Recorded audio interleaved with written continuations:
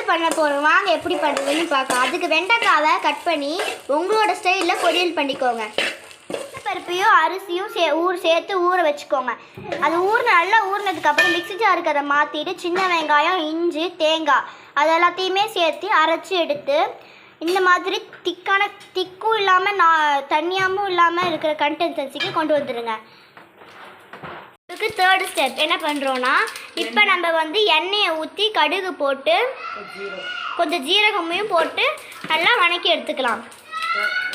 இப்போ வெங்காயம், பச்சை மிளகா, கருவேப்பிலை, அப்புறம் வரமிளகா கொஞ்சம் தேவையான அளவு போட்டுக்கோங்க.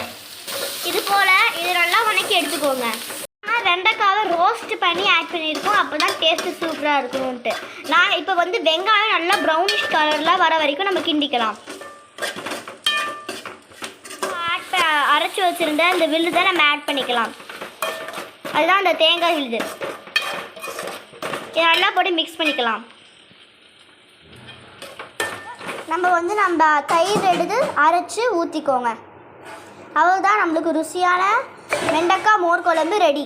உடனே நம்ம ஊற்றிடக்கூடாது. கொஞ்ச நேரம் இதை ஆற விட்டதுக்கப்புறம் அரைச்சி ஊற்றணும் தயிரை. கூடவே கொத்தமல்லி தலையை தூவி விட்டுக்கோங்க. இந்த ரெசிபி உங்களுக்கு பிடிச்சிருந்தா லைக் பண்ணுங்கள், கமெண்ட் பண்ணுங்கள், ஷேர் பண்ணுங்கள். முக்கியமாக பக்கத்தில் இருக்க பெல் ஐக்கானை கிளிக் பண்ணுங்கள், சப்ஸ்கிரைப் பண்ணுங்கள்.